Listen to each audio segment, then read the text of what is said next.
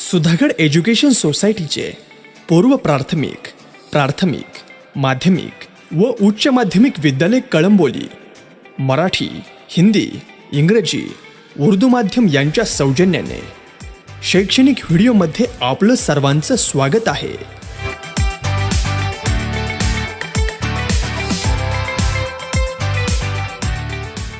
विद्यार्थी मित्रांनो, कालच आपण 1991 नंतरचं जग हा राज्य शास्त्रातला पहिला धडा किंवा पहिलं प्रकरण आपण सुरू केलं आहे. त्यामध्ये काल मी तुम्हाला काही प्रस्तावना पण सांगितली.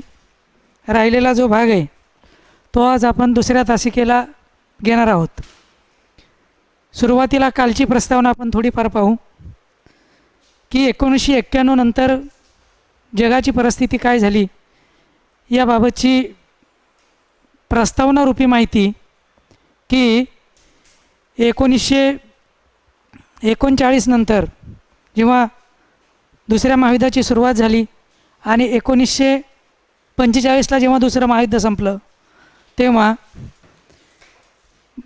जगामध्ये प्रामुख्याने दोन गट निर्माण झाले होते. एक गट होता तो अमेरिकन भांडवलशाही राष्ट्रांचा गट आणि दुसरा गट होता तो साम्यवादी राष्ट्रांचा गट. एका गटाचं नेतृत्व अमेरिकेने केलं तर दुसऱ्या गटाचं नेतृत्व सोव्हिएत युनियनने केलं. या दोन्ही गोष्टींची प्रस्तावना आपण काल पाहिली. त्यानंतर नवीन राष्ट्रांचा उदय झाला. यामध्ये प्रामुख्याने जी राष्ट्र पारतंत्र्यात होती, जी राष्ट्र इंग्रजांच्या वर्चस्वाखाली होती ती राष्ट्र मुक्त झाली. त्यानंतर बहुतांशी सोव्हिएत युनियनच्या नेतृत्वाखाली असणाऱ्या राष्ट्रांना सोव्हिएत संघाच्या विघटनानंतर त्यांनाही मुक्तता मिळाली. परंतु ज्या ज्या राष्ट्रामध्ये प्रामुख्याने नवीन शासन व्यवस्था आली त्यामध्ये बहुतांशी राष्ट्रांनी भांडवलशाही शासन व्यवस्थेचा स्वीकार केला. साम्यवादी शासन व्यवस्था बहुतांशी राष्ट्रांनी झुगारून दिली. त्यामुळं एक ध्रुवीय जगाची निर्मिती झाली आणि द्विध्रुवीय जग हे नष्ट झालं. हे दोन सत्ता विभागल्या गेल्या. आता त्यानंतर आपल्याला एक ध्रुवीय जागतिक व्यवस्थेचा उदय कसा झाला याविषयीची माहिती बघायची आहे. 1991 नंतरच्या जगामध्ये प्रामुख्याने काल ज्या मुद्द्याला जर आपण विश्लेषण केलं त्यानंतरचा दुसरा मुद्दा आपल्याला पाहायचा आहे तो म्हणजे 1990 इराकचं कुवेतवर आक्रमण झालं. इराक या राष्ट्राने कुवेत या राष्ट्रावर आक्रमण केलं. या आक्रमणाची दखल सोव्हिएत संघाने घेतली किंवा संयुक्त राष्ट्र संघाने घेतली. संयुक्त राष्ट्र संघाने अमेरिकेच्या नेतृत्वाखाली सैन्य पाठवलं आणि इराकने जो कुवेतचा ताबा मिळवला होता त्याचे पडसाद जगावर पडल्यामुळं संयुक्त राष्ट्र संघाने अमेरिकेच्या नेतृत्वाखाली सैन्य पाठवून त्याची दखल घेऊन त्याच्यावर चर्चा केली आणि इराकच्या विरुद्ध कारवाई करायला सुरुवात केली. या कारवाईचं नेतृत्व स्वतः अमेरिकेने केलं होतं आणि या युद्धामध्ये अमेरिकेने नेतृत्व केल्यामुळं कुवेतची अमेरिकेने सुटका केली, त्याला स्वातंत्र्य मिळालं. त्यावेळेस अमेरिकेचं नेतृत्व करण्याचं काम जॉर्ज बुश यांनी केलं. तेव्हाचे अमेरिकेचे राष्ट्राध्यक्ष होते जॉर्ज बुश. आता जो इराकने आक्रमण केलेला कुवेतवरचा विजय होता त्यामध्ये प्रामुख्याने तो एक नैतिक विजय म्हणून पुढं आला. त्याला आपण न्यू वर्ल्ड ऑर्डर असं म्हणतो. अमेरिकेने त्यामध्ये स्वतः सहभाग घेतला. जागतिक संयुक्त राष्ट्राच्या सैन्याने इराकचा पराभव केला. जॉर्ज बुशच्या नेतृत्वाखाली हे युद्ध घडलं आणि अमेरिकेला जागतिक पाठिंबा मिळाला की जी पारतंत्र्यामध्ये राष्ट्र होती ती मुक्त करण्याचं काम संयुक्त राष्ट्राच्या माध्यमातून झालं आणि त्यामध्ये बहुतांशी राष्ट्रांनी त्यात अमेरिकेला पाठिंबा दिला. यामध्ये प्रामुख्याने रशियाचा पाठिंबा मिळाला, त्यानंतर चीनचा पाठिंबा मिळाला, अशा अनेक राष्ट्रांचा पाठिंबा मिळाला. दुसऱ्या महायुद्धानंतर जी शीतयुद्धाची परिस्थिती निर्माण झाली होती ती पूर्णपणे निवळली होती आत्ता आणि जी राष्ट्र पारतंत्र्यात होती ती राष्ट्र बहुतांशी स्वतंत्र होत होती. जी सोव्हिएत संघाच्या नेतृत्वाखाली राष्ट्र होती तीही मुक्त होत होती, ती स्वतंत्र होत होती. त्यानंतर नाटो नावाचा एक करार झाला होता. त्या कराराच्या माध्यमातून इस्रायल आणि सौदी अरेबिया ही राष्ट्र त्यामध्ये समाविष्ट झाली होती. एकंदरीत आपण जर विचार केला तर शीतयुद्धाच्या नंतर जेव्हा एक ध्रुवीय जगाचा उदय झाला तेव्हा अमेरिका ही एकमेव राष्ट्र असं होतं की त्या अमेरिकेच्या नेतृत्वाखाली सगळं जग किंवा सगळ्या जगाची अर्थव्यवस्था एकत्र आली होती. आता त्यानंतर 1991 सोव्हिएत रशियाचं विघटन हा एक आपल्याला महत्त्वाचा मुद्दा त्यामध्ये पाहायचा आहे. जेव्हा एकध्रुवीय अर्थव्यवस्था निर्माण झाली, जगामध्ये जेव्हा एक राष्ट्र उदयास आलं, अमेरिकेची अर्थव्यवस्था बळकट बनली, त्यावेळेस मात्र अमेरिकेला कुठल्याही प्रकारचं आव्हान राहिलं नाही. म्हणजे अमेरिकेसारखं प्रबळ राष्ट्र दुसरं कुठलंही राहिलं नाही. तिच्या अर्थव्यवस्थेला सही देईल असं कुठलंही राष्ट्र निर्माण झालं नाही. 1991ला सोव्हिएत रशियाचं विघटन झालं. जोपर्यंत सोव्हिएत संघ एक संघ होता तोपर्यंत जगामध्ये द्विध्रुवीय जग होतं. म्हणजे एक अमेरिकेची बाजू आणि दुसरी सोव्हिएत युनियनची बाजू किंवा सोव्हिएत संघाची बाजू. परंतु दुर्दैव असं झालं की अमेरिकेला पुढं आव्हान राहिलं नाही. का राहिलं नाही? तर सोव्हिएत संघाचं विघटन झालं आणि सोव्हिएत संघाचं विघटन झाल्यामुळं प्रबळ अशी अर्थव्यवस्था अमेरिकेच्या अर्थव्यवस्थेला शह देईल अशी अर्थव्यवस्था राहिली नाही आणि त्यामुळं अर्थव्यवस्थेला आव्हान राहिलं नाही. अमेरिकन नेतृत्व आणि वर्चस्व याला जागतिक राष्ट्रात मान्यता मिळाली. आपण मागेही पाहिलं होतं की जेव्हा दुसरं महायुद्ध झालं तेव्हा दुसऱ्या महायुद्धात बहुतांशी राष्ट्र कमकुवत झाली होती. जी छोटी राष्ट्र होती ती कमकुवत झाली होती आणि त्यामुळं दोन गटात जग विभागलं होतं. एका बाजूला अमेरिकेचा एक भांडवलशाहीचा गट होता आणि दुसरा सोव्हिएत युनियनचा. आता सोव्हिएत युनियनचा जेव्हा गट होता तर सोव्हिएत युनियनचा हा बलाढ्य गट होता जो अमेरिकेच्या वर्चस्वाला शह देऊ शकत होता. परंतु पुढं मात्र सोव्हिएत युनियनचंच विघटन झालं आणि सोव्हिएत युनियनचं विघटन झाल्यामुळं अमेरिकेच्या अर्थव्यवस्थेला शह देईल अशी अर्थव्यवस्था राहिली नाही. मग जगाचं नेतृत्व अमेरिकेने केलं आणि जगाने अमेरिकेच्या नेतृत्वाला मान्यता दिली. एकध्रुवीय जागतिक अर्थव्यवस्थेला ही पहिली अभिव्यक्ती होती. म्हणजे असं कोणताही राष्ट्र की ते अमेरिकन अर्थव्यवस्थेला शह देऊ शकत नव्हतं. अशी कुठलीही शक्ती अमेरिकेला शह देऊ शकत नव्हती. म्हणजे जगामध्ये फक्त एकमेव अर्थव्यवस्था निर्माण झाली होती आणि ती अर्थव्यवस्था होती ती अमेरिकेची अर्थव्यवस्था.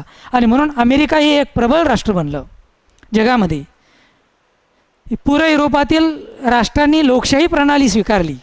आता जी राष्ट्र पूर्व युरोपामध्ये होती, जी रशियाच्या किंवा सोव्हिएत युनियनच्या नेतृत्वाखाली होती, तिथं साम्यवादी राष्ट्र होती. परंतु जेव्हा शीतयुद्धाचा शेवट झाला, एकध्रुवीय जग निर्माण झालं, अमेरिकेचं वर्चस्व निर्माण झालं, तेव्हा मात्र युरोपातील बहुतांशी राष्ट्रांनी साम्यवादी शासनव्यवस्था झुगारून दिली आणि लोकशाही शासनव्यवस्थेचा स्वीकार केला. सुशासनाची संकल्पना लोकशाहीशी जोडली गेली. म्हणजे जिथं लोकशाही शासनव्यवस्था आली तिथं चांगल्या प्रकारचं सुव्यवस्थित शासन निर्माण झालं. त्यानंतर अनेक देशांनी साम्यवादी अर्थव्यवस्थेचा त्याग केला. ज्या अर्थव्यवस्थेमध्ये प्रामुख्याने रशियाचं किंवा सोव्हिएत युनियनचं वर्चस्व दिसायचं, ती अर्थव्यवस्था आता एकतर्फी अर्थव्यवस्था आता जगामध्ये राहिली नाही आणि त्या एकतर्फी अर्थव्यवस्था झुगारून देऊन बहुतांशी साम्यवादी राष्ट्रांनी लोकशाही किंवा भांडवलशाही राष्ट्रांचा स्वीकार केला, त्या शासनव्यवस्थेचा स्वीकार केला. आणि त्याच्यामुळं असं झालं की 1991 नंतर सोव्हिएत संघाचं विघटन झालं आणि सोव्हिएत संघाचं विघटन झाल्यामुळं साम्यवादी शासनव्यवस्था बहुतांशी कुठेही राहिल्या नाहीत. काही ठराविक राष्ट्रामध्ये फक्त साम्यवादी शासनव्यवस्था राहिली, नाही तर बहुतांशी राष्ट्रात साम्यवादी शासनव्यवस्था झुगारून भांडवलशाही शासनव्यवस्थेचा लोकांनी स्वीकार केला. हे सगळं 1991 नंतर झालं आणि विशेषतः सोव्हिएत रशियाचं विघटन झाल्यानंतर झालं. कारण सोव्हिएत रशिया किंवा सोव्हिएत युनियनचा संघ विघटन झालं, अनेक राष्ट्र त्यातली स्वतंत्र झाली आणि त्यामुळं बहुतांश राष्ट्रांना स्वातंत्र्य मिळालं. त्यानंतर पुढचा मुद्दा असा आहे की सैनिकी बळाचा वापर न करता दुसऱ्या देशावर प्रभाव टाकणं.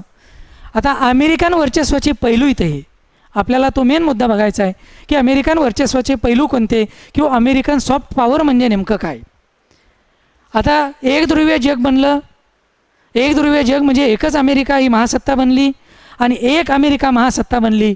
आता एक नेमकी अमेरिका महासत्ता म्हणजे नेमकं काय, तर अमेरिकन वर्चस्वाचे हे काही महत्त्वाचे पैलू इथं. पहिला पैलू दिला आहे सैनिकी बळाचा वापर न करता दुसऱ्या देशांवर वर्चस्व निर्माण करणं किंवा टाकणं. की अमेरिकेने बहुतांशी राष्ट्राला दुसऱ्या महायुद्धानंतर मदत केली आणि त्यामुळं बहुतांशी राष्ट्रांनी लोकशाही शासनव्यवस्था स्वीकारली किंवा भांडवलशाही शासनव्यवस्था स्वीकारली.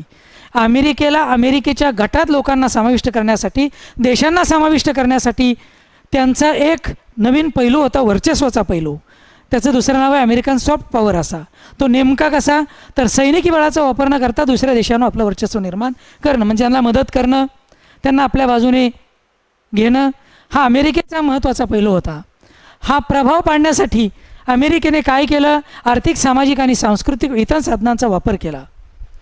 की जेव्हा जग दोन गटात विभागलं गेलं होतं, एका बाजूला साम्यवादी राष्ट्र आणि दुसऱ्या बाजूला भांडवलशाही राष्ट्र, तर बाकीच्या राष्ट्रांना आपल्या बाजूने खेचण्यासाठी, आपलं त्या राष्ट्रावर वर्चस्व राहावं हा हेतू म्हणून अमेरिकेने हा अमेरिकन सॉफ्ट पॉवर वापरला होता.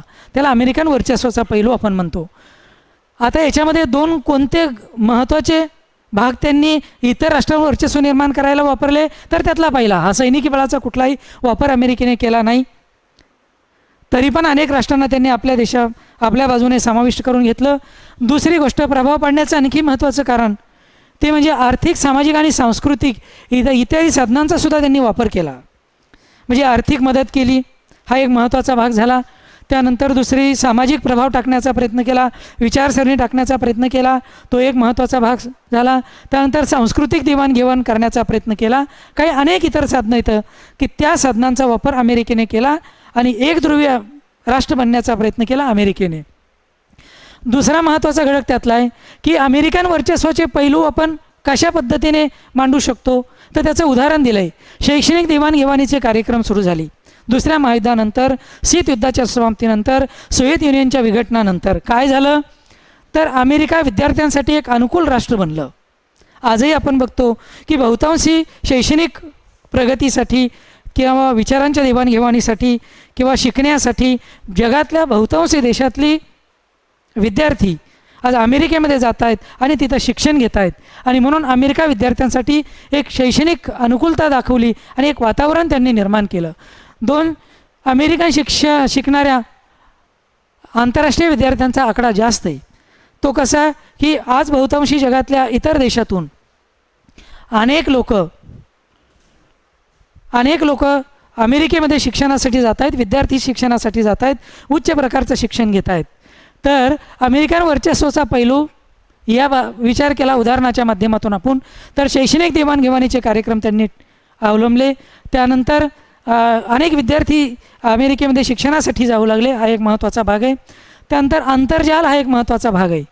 त्यामध्ये आंतरजालाद्वारे लोकशाही आणि अभिव्यक्ती स्वातंत्र्याचा प्रसार अमेरिकी सॉफ्ट पॉवरचा एक भाग आहे. तो कसा, तर लोकशाही शासनव्यवस्थेच्या माध्यमातून आणि व्यक्ती स्वातंत्र्याच्या माध्यमातून अमेरिकेने याचा वापर केला की प्रत्येक व्यक्तीला अमेरिकेने स्वातंत्र्य दिलं, विकासाचा प्रयत्न करायला अमेरिकेने स्वातंत्र्य दिलं. त्यानंतर अभिव्यक्ती स्वातंत्र्य म्हणजे आपल्याला आपल्या आंतरगुण विकसित करण्यासाठीच्या काही गोष्टी अमेरिकेने वापरल्या आणि तशा प्रकारचा सॉफ्ट पॉवर त्यांनी वापरला आणि त्यामुळं अमेरिकन वर्चस्व दिवसेंदिवस वाढू लागलं. त्यानंतर फूड चान्स म्हणून एक भाग दिला आहे तिसरा. त्यामध्ये असं आहे की अमेरिकेच्या फूड चान्सला जगात ओळख निर्माण केली. अमेरिकेने नवनवीन स्वरूपाचे गोष्टी जगामध्ये आणल्या.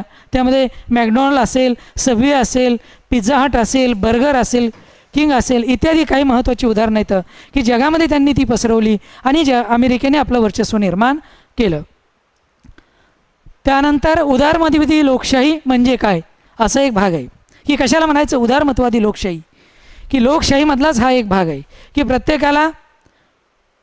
प्रत्येक राष्ट्राला आपल्या मनाने, अंतर्मनाने, आपल्या स्वतःच्या विकासाने आपल्या देशाचा विकास करण्याची परवानगी दिली. त्याला म्हणायचं उदारमतवादी लोकशाही.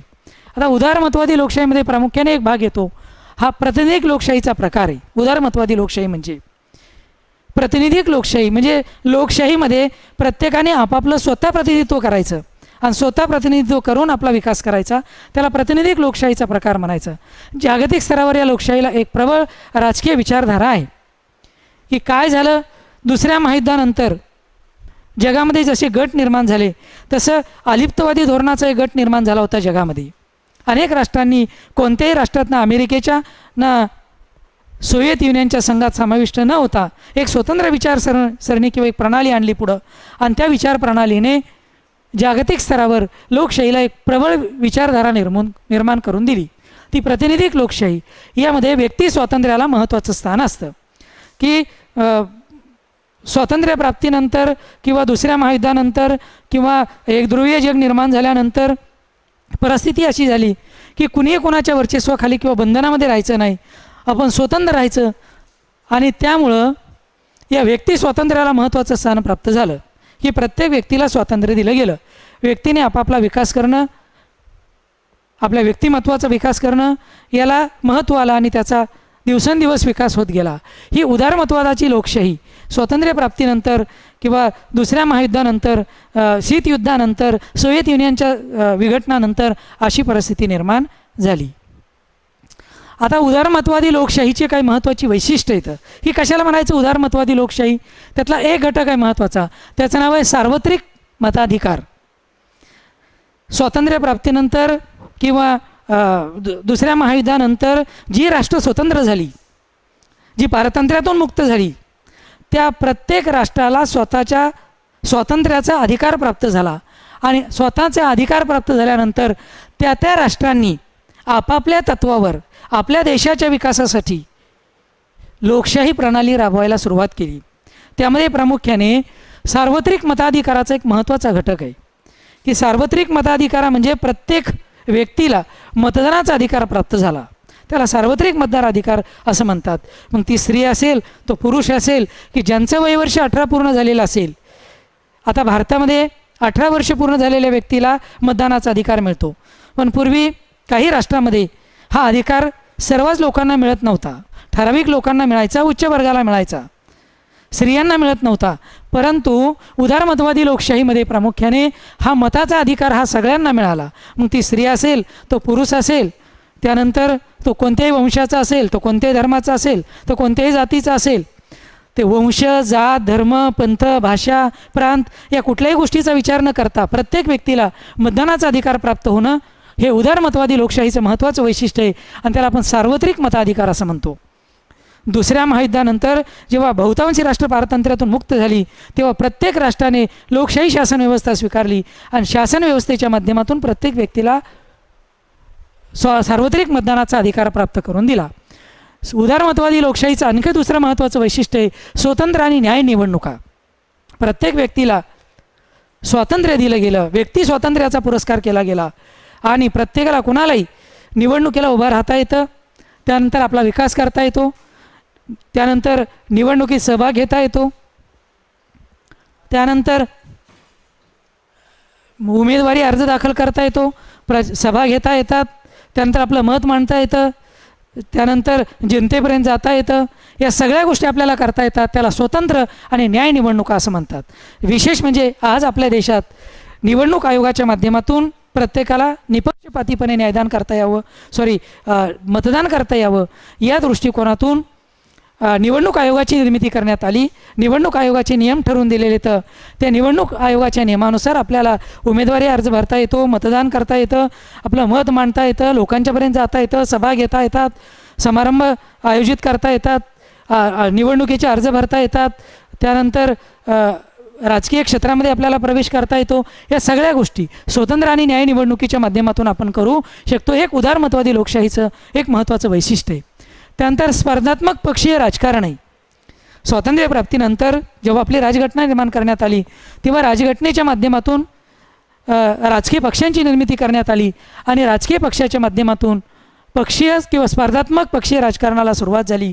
प्रत्येक राजकीय पक्षाचं एक विशिष्ट प्रकारची विचारधारा निर्माण झाली आणि त्या विचारधारेच्या माध्यमातून लोकांच्यापर्यंत जाण्याचा अधिकार राजकीय पक्षांना मिळाला आणि मग ते राजकीय पक्ष इतर पक्षांच्या माध्यमातून स्पर्धात्मक रूपाने लोकांच्यापर्यंत जाऊ लागले, आपलं मत मांडू लागले, आपले विचारसरणी लोकांना सांगू लागले. हेच उदारमतवादी लोकशाहीचं महत्त्वाचं वैशिष्ट्य आहे की प्रत्येक राजकीय पक्षाला आपली विचारसरणी मांडता येते, आपलं मत मांडता येतं, लोकांच्यापर्यंत आपल्याला जाता येतं.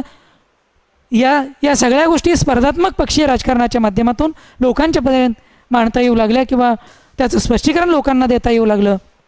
तर हा एक उदारमतवादी लोकशाहीचा महत्त्वाचा मुद्दा आहे. त्यानंतर कायद्याचे राज्य. आता या देशामध्ये जेव्हा संविधान तयार करण्यात आलं, घटना निर्माण करण्यात आली, तेव्हा घटनेच्या नियमानुसार, घटनेच्या तत्वानुसार लोकांच्यापर्यंत जाता आलं, लोकांना नियमाच्या माध्यमातून, राजकारणाच्या माध्यमातून किंवा प्रशासनाच्या माध्यमातून आपण लोकांच्यापर्यंत जाऊन लोकांना त्याचे नियम मांडू शकतो किंवा तत्त्व सांगू शकतो. जे राज्य नियमाने चालतं, जे राज्य कायद्याने चालतं, जे राज्य घटनेने चालतं, जे घटनेतल्या तत्वाने चालतं किंवा जे कायद्याने चालतं, त्याला आपण कायद्याचं राज्य असं आपण म्हणतो. हे उदारमतवादी लोकशाहीची वैशिष्ट्य आहेत. आता पुढचा मुद्दा आपल्याला बघायचा आहे तो म्हणजे मानवी हक्क आणि मानवतावादी हस्तक्षेप. आता मानवी हक्क म्हणजे काय? प्रत्येक व्यक्तीला जीवन जगत असताना काही मानवी हक्क निर्माण करून दिले घटनेने. त्याला आचार, विचार, लेखन, वाचन, त्यानंतर व्यक्ती स्वातंत्र्य, त्यानंतर मत मांडण्याचा हक्क, प्रचार घेण्याचा हक्क, राजकारणात उतरण्याचा हक्क प्रत्येक व्यक्तीला आहे. तर अशा प्रकारचे जीवन जगण्याचे काही मूलभूत हक्क आहेत आणि मानवतावादी काही हस्तक्षेप आहेत. तर हा मुद्दा आपण आता बघू. स्वातंत्र्यप्राप्तीनंतर, त्यानंतर दुसऱ्या महायुद्धानंतर बड्या राष्ट्रांचं विघटन झालं. कोणती बडी राष्ट्र? तर उदाहरण आपण घेऊ की सोव्हिएत युनियन किंवा सोव्हिएत संघ हे एक बडं राष्ट्र होतं. स्वातंत्र्यप्राप्तीनंतर त्या राष्ट्रांचं विघटन झालं, मोठ्या राष्ट्रांचं विघटन झालं आणि मोठ्या राष्ट्रातून अनेक राष्ट्र वेगळी झाली. वेगळी झाल्यानंतर नव्या राष्ट्रांचा उदय झाला. जी राष्ट्र दुसऱ्या महायुद्धानंतर पारतंत्र्यात होती तीही राष्ट्र मुक्त झाली.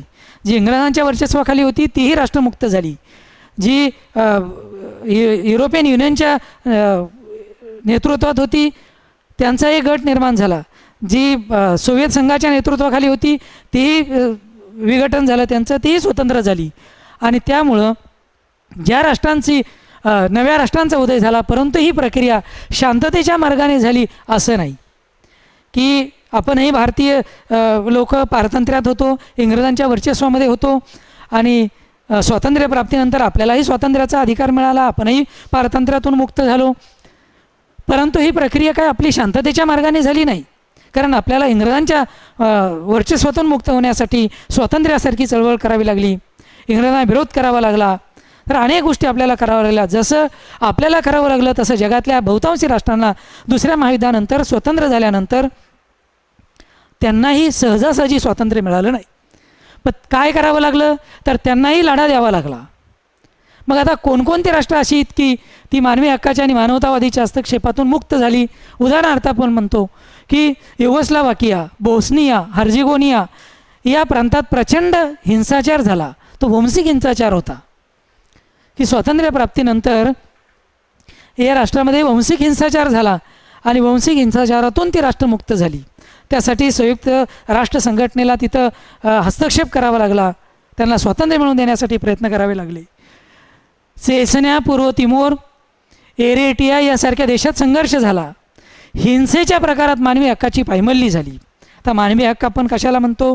की जिथं प्रत्येक माणसाला जीवन जगण्याचे अधिकार किंवा हक्क मिळतात ते मानवी हक्क. पण अशा हिंसेच्या माध्यमातून त्या लोकांची मानवी हक्काची पायमल्ली झाली आणि लोकांच्यामध्ये चिंतेचं वातावरण निर्माण झालं. तेव्हा संयुक्त राष्ट्रसंघाने प्रयत्न केले आणि त्या राष्ट्रामध्ये शांतता प्रस्थापित करायचा प्रयत्न केला. संयुक्त राष्ट्राचं एक धोरणच होतं शांतता प्रस्थापित करणं आणि शांततेच्या मार्गाने आचार विचारांचा प्रचार आणि प्रसार करणं, कुणीही कोणावर आक्रमण न करणं असा. तर शांतता हे संयुक्त राष्ट्राचं मुख्य कार्य होतं. आता त्याच्यानंतरचा मुद्दा आहे, किती झालं वेळ? घेऊ ना? हां, शीतयुद्धाचा काळ आहे. शीतयुद्धाच्या काळामध्ये एक महत्त्वाचा घटक आपल्याला बघायचा आहे, तो म्हणजे संयुक्त राष्ट्राने युद्धजन्य परिस्थिती असणाऱ्या देशात शांतता प्रस्थापित करण्यासाठी काय हस्तक्षेप केला. आता जेव्हा शीतयुद्धाचा कालखंड होता, अजून 10 मिनिटं आहेत. हां, तर संयुक्त राष्ट्रसंघाने जेव्हा युद्धजन्य परिस्थिती असणाऱ्या देशात शांतता प्रस्थापित करण्यासाठी हस्तक्षेप केला होता की जेव्हा दुसऱ्या महायुद्धानंतर जग दोन गटामध्ये विभागलं गेलं, अमेरिकेच्या गटामध्ये आणि सोव्हिएत युनियनच्या गटामध्ये विभागलं गेलं होतं, तेव्हा बहुतांशी राष्ट्रामध्ये वंशिकवाद निर्माण झाला होता. त्यानंतर एका राष्ट्राकडून दुसऱ्या राष्ट्राकडे लोकांचा जाण्याचा लोढा जास्त होता. जी राष्ट्र विकसित होती त्या राष्ट्राच्या बाजूने जाण्याचा काही लोकांचा लोंढा होता, काही रशियाच्या बाजूने जाणाऱ्या लोकांचा काही लोंढा होता. तर अशा प्रकारचे एकमेकांच्या राष्ट्रात जाण्याचे लोंढे होते. विशेष म्हणजे वंशवादाच्या माध्यमातून काही राष्ट्र निर्माण झाली होती, काही राष्ट्रामध्ये वंशवादाच्या माध्यमातून काही दंगली निर्माण झाल्या होत्या. तर संयुक्त राष्ट्राने अशा प्रकारची युद्धजन्य परिस्थिती ज्या ज्या देशात निर्माण झाली होती त्या त्या देशामध्ये संयुक्त राष्ट्राने शांतता प्रस्थापित करण्यासाठी प्रयत्न सुरू केले होते. आता प्रामुख्याने संयुक्त राष्ट्रसंघाचा उद्देशच असा होता की जगामध्ये शांतता आणि सुव्यवस्था निर्माण करणं. तर ती शांतता आणि सुव्यवस्था निर्माण करण्यासाठी बहुतांशी संयुक्त राष्ट्रसंघाने अनेक देशामध्ये हस्तक्षेप केला. हा हस्तक्षेप केवळ युद्ध थांबवणे हा नाही, तर भविष्यात अशा राष्ट्रांना युद्धांना आळा घालणे हा पण होता.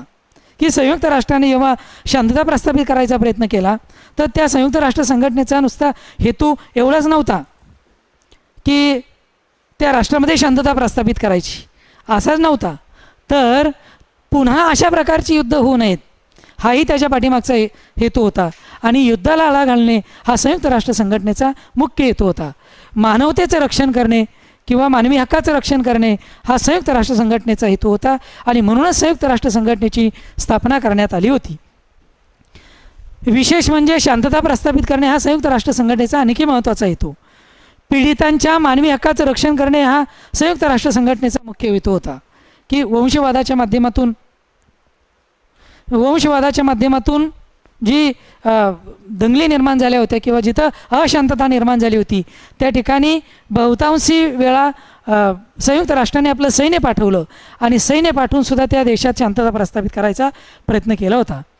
यासाठी संयुक्त राष्ट्राने कंबोडिया, सोमालिया, त्यानंतर युगोस्लाव्हिया येथे हस्तक्षेप केलेला आपल्याला पाहायला मिळतो.